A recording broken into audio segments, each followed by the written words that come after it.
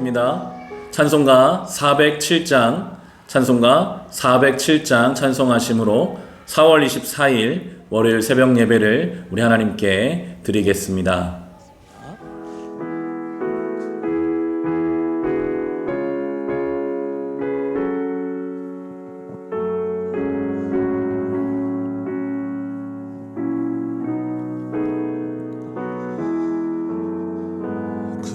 구주와 함께 나 죽었으니 구주와 함께 나 살았도다. 영광의 그날에 이르도록 언제나 주만 바라봅니다.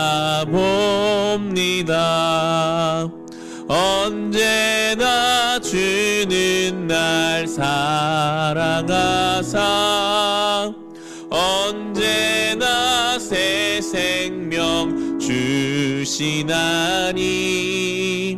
영광의 그날에 이르도록 언제나 주만 바라봅니다.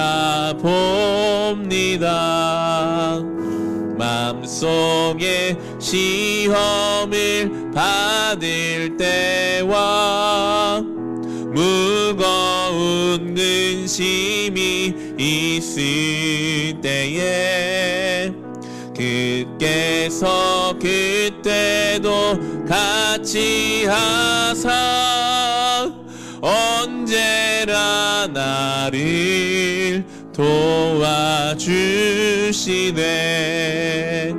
언제나 주는 날 사랑하사 언제나 새 생명 주시나니 영광의 그날에 이르도록 언제나 주만 바라봅니다.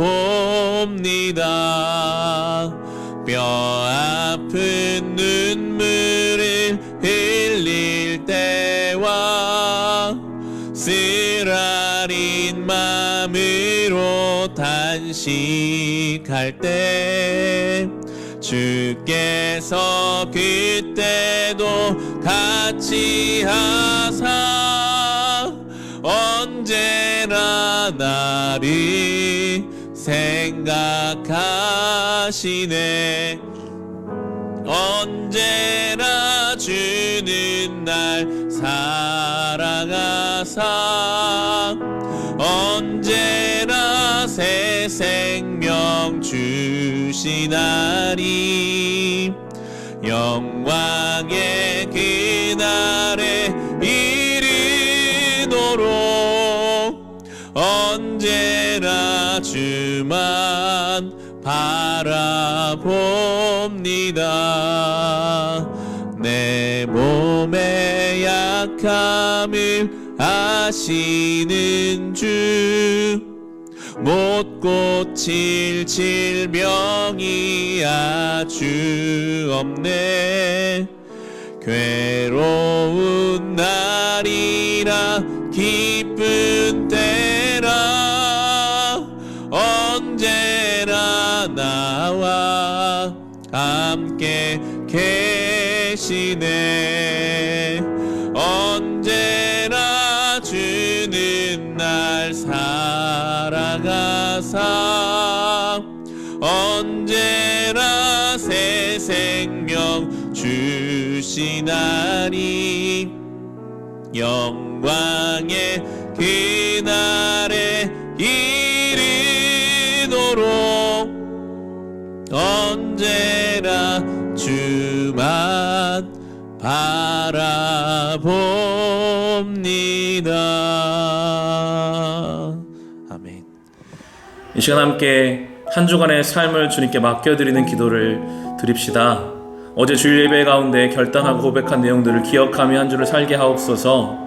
주여, 크고 작은 모든 일들을 주님께 맡기며 살아가게 하시고 우리의 많은 인생의 갈림길에 성령의 인도하심 따라 살아가게 하옵소서. 우리를 시험에 들게 하지 마시고 모든 악에서부터 지켜 보호하여 주옵소서. 우리 한 주간의 삶 맡기며 함께 기도하겠습니다.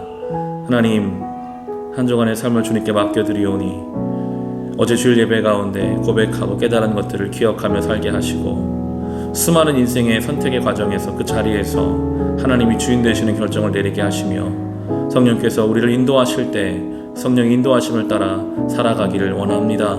깨어있게 하옵소서. 주여 우리를 지켜 보호하여 주사 시험에 들게 하지 마시고 모든 악에서부터 우리를 안전하게 지켜 보호하여 주옵소서. 사람이 아무리 그 길을 계획한다 할지라도 우리 발걸음 인도하시는 분 여호와 하나님이십니다. 우리의 갈 길을 인도하여 주옵소서. 예수님의 이름으로 기도합니다. 아멘. 오늘 우리에게 주신 하나님의 말씀은 사무엘하 8장 1절부터 18절까지 말씀입니다. 사무엘하 8장 1절부터 18절까지의 말씀입니다. 주신 말씀을 함께 읽겠습니다.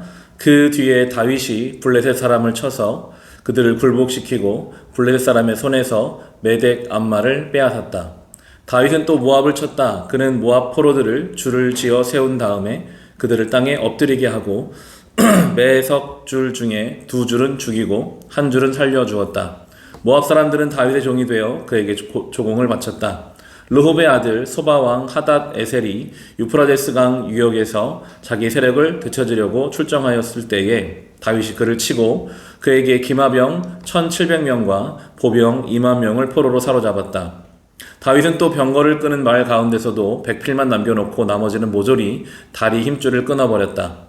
다마스쿠스의 시리아 사람들이 소바 왕 하닷 에셀을 도우려고 군대를 보내자 다윗은 시리아 사람 2만 2천 명을 쳐 죽이고 시리아의 다마스쿠스에 주둔군을 두니 시리아도 다윗의 종이 되어 그에게 조공을 바쳤다. 다윗이 어느 곳으로 출전하든지 주님께서 그에게 승리를 안겨주셨다. 그때 다윗은 하닷 에셀의 신하들이 가지고 있는 금방패를 다 빼앗아서 예루살렘으로 가져왔다. 또 다윗 왕은 하닷 에셀의 2 성읍 베다와 베로데에서는 노새를 아주 많이 빼앗아 왔다. 하맛 왕 도인은 다윗이 하닷 에셀의 온 군대를 쳐서 이겼다는 소식을 들었다. 그는 자기의 아들 요람을 다윗 왕에게로 보내서 문안하게 하고 다윗과 하닷 에셀과 싸워서 이긴 것을 축하하게 하였다. 하닷 에셀은 도이와 서로 싸우는 사이였다. 요람은 은과 금과 노스로 만든 물건을 많이 가지고 다윗에게로 왔다. 다윗 왕은 이것들로 따로 구별하여서 이미 정복한 모든 민족에게서 가져온 것에서 따로 구별하여 둔 은금과 함께 주님께 바쳤는데 그것들은 그가 에돔과 모압과 암몬 사람들과 블레셋 사람들과 아말렉에게서 가져온 은금과 르홉의 아들인 소바왕 하닷 에셀에게서 빼앗아 온 물건 가운데서 따로 떼어놓은 은과 금이었다. 다윗은 돌아오는 길에 소금 골짜기에서 에돔 사람 18,000명을 쳐 죽이고 이름을 떨쳤다. 그때 다윗이 에돔에 주둔군을 두기 시작하여서 온 에돔에 주둔군을 두니 마침내 온 에돔 사람이 다윗의 종이 되었다. 다윗이 어느 곳으로 출전하든지 주님께서 그에게 승리를 안겨주셨다. 다윗이 왕이 되어서 이렇게 온 이스라엘 다스릴 때에 그는 언제나 자기의 백성 모두를 공평하고 의로운 법으로 다스렸다. 스루야의 아들 요압은 군사령관이 되고 야힐룰의 아들 여호사박은 역사 기록관이 되고 아히두베의 아들 사독과 아비아들의 아들 아히멜렉은 제사장이 되고 스레야는 서기관이 되고 여호와다의 아들 분하야와 그렛 사람과 블렛 사람이 지휘관이 되었다. 다윗의 아들들은 제사장 일을 도왔다. 아멘. 오늘 우리가 묵상하는 이 사무엘하 8장은 다윗이 주변 많은 나라들과의 전쟁에서 승리하고 그들을 이기는 승전의 내용을 전달해주고 있습니다. 블레셋, 모압, 시리아, 에돔까지 사방에 많은 적들이 있었지만 하나님께서 그를 이기게 하셨습니다. 이미 앞에서 살펴본 사무엘하 7장에서 하나님께서는 다윗에게 승리를 약속하셨는데요. 7장 11절 중반부에 보면 하나님이 이렇게 다윗에게 약속하십니다. 내가 너를 너의 모든 원수로부터 보호하여서 평안히 살게 하겠다. 하나님이 다윗에게 약속해 주신 내용이죠. 모든 원수로부터 보호하셔서 그를 평안히 살게 하겠다라고 약속하신 대로 사방의 모든 적들로부터 하나님은 다윗을 보호하여 주셨고 그에게 평안함이 있습니다. 늘 하나님의 약속이 있다면 그 약속은 반드시 성취되는 줄로 믿는 것, 그것을 누리는 것, 그게 바로 성도의 삶임을 우리가 다윗을 통해서 볼 수 있습니다. 우리에게 주신 약속이 있다면 하나님이 우리와 함께 하신다는 것과 하나님이 우리의 아버지가 되신다는 것과 사망의 음침한 골짜기를 다닐지라도 주께서 그의 막대기와 지팡이로 우리를 지켜주신다는 그 약속의 말씀을 우리가 믿음으로 붙잡을 수 있다면 우리는 사방의 어떤 적과 어려움도 넉넉히 이기며 감당할 수 있을 것입니다. 오늘 6절의 말씀입니다. 시리아에 다마스쿠스의 주둔군을 두니 시리아도 다윗의 종이 되어 그에게 조공을 바쳤다. 다윗이 어느 곳으로 출전하든지 주님께서 그에게 승리를 안겨주셨다. 다윗의 대적이 누구인지는 별로 중요하지 않습니다. 하나님이 다윗을 이기게 하시기로 하셨으면 어디를 가든지 다윗은 이기게 됩니다. 왜 하나님은 다윗을 이기게 하셨을까요? 지금 다윗은 이겨도 그 승리가 다윗에게 유익하지 해가 되지 않기 때문에 다윗에게 승리를 주시는 것입니다.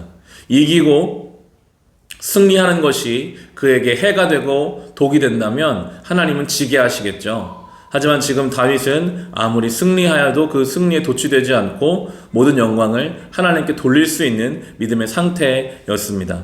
10절과 11절을 보시면 사람들은 다윗에게 박수를 치고 사람들은 다윗에게 집중하지만 다윗은 하나님께 영광을 돌립니다. 10절과 11절입니다.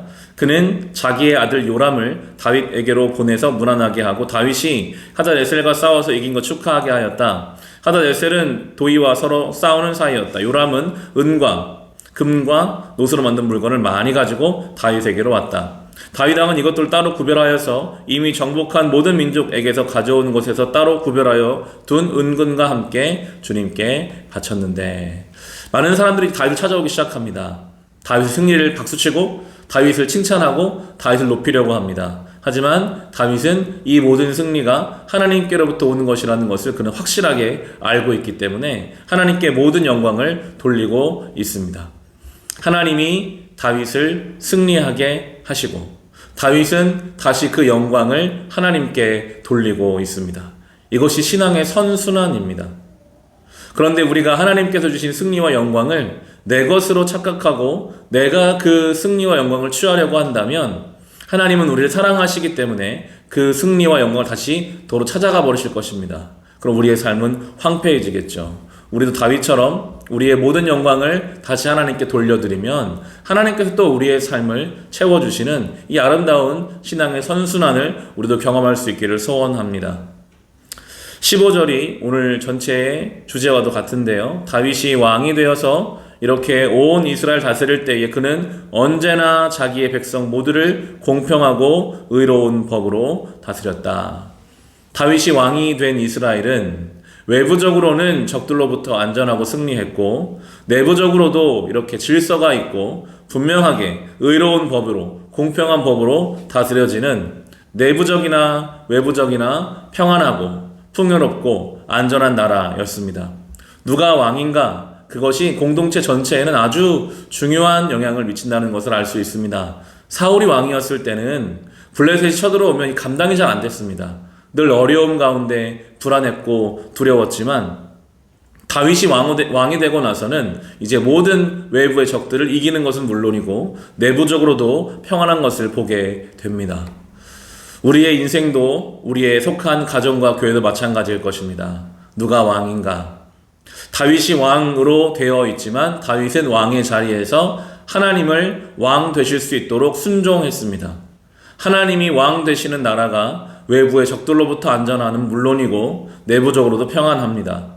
우리의 인생이 외부의 적들로부터 내부의 수많은 불안과 염려로부터 안전할 수 있는 것은 하나님이 내 인생의 왕 되실 때에 하나님이 우리 가정의 주인 되시고 하나님이 우리 교회의 주인이고 왕이 되실 때에 그때에 우리는 외부의 문제를 넉넉히 감당할 수 있고 내면의 많은 불안과 염려를 충분히 이길 수 있을 것입니다.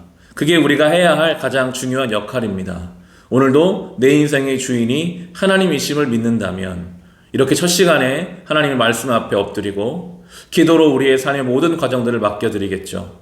우리의 가정의 많은 대소사 가운데 세상적이고 세속적인 가치와 기준으로만 결정하는 것이 아니라 한 번이라도 더 같이 기도하고 하나님 원하시는 것이 무엇일까를 고민할 것입니다. 우리의 교회도 세상적 방법으로만 나가는 것이 아니라 늘 말씀과 기도 앞에 겸손하게 서 있을 때에 하나님께서 우리의 인생과 우리의 가정의 왕 되시고 주인 되셔서 외부의 많은 적들을 물리쳐 주시고 내부의 질서와 평안을 허락해 주실 것입니다. 다윗처럼 하나님이 왕 되시는 나라, 하나님 왕 되시는 가정을 우리가 만들어가고 경험하고 누리며 늘 승리하는 삶을 살아갈 수 있으시기를 우리 주님의 이름으로 축원합니다. 이 시간 주신 말씀 가지고 또 개인의 기도 제목을 가지고 오늘 하루의 삶을 주님께 맡기며 함께 기도하겠습니다. 하나님 아버지, 오늘 다윗이 어디를 가든지 주님께서는 다윗을 이기게 하셨습니다. 그가 승리하여도 그는 그 승리에 도취되지 않는 사람이었고 그 승리의 영광 하나님께 돌리는 사람이었기에 하나님께서는 그를 이기게 하셨고 다윗의 모든 영광을 주님께 돌립니다. 아름다운 믿음의 선순환을 봅니다. 주님, 우리도 그렇게 하나님께 우리를 승리하게 하시면 그 승리의 영광을 주님께 올려드리는 믿음의 지혜를 갖게 하여 주시옵소서. 주님이 왕 되시는 인생 살기를 원합니다.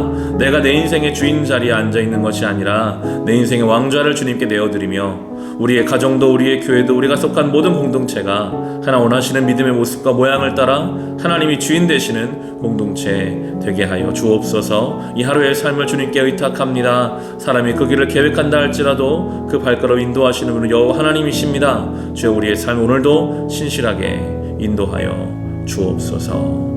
예수님의 이름으로 기도합니다.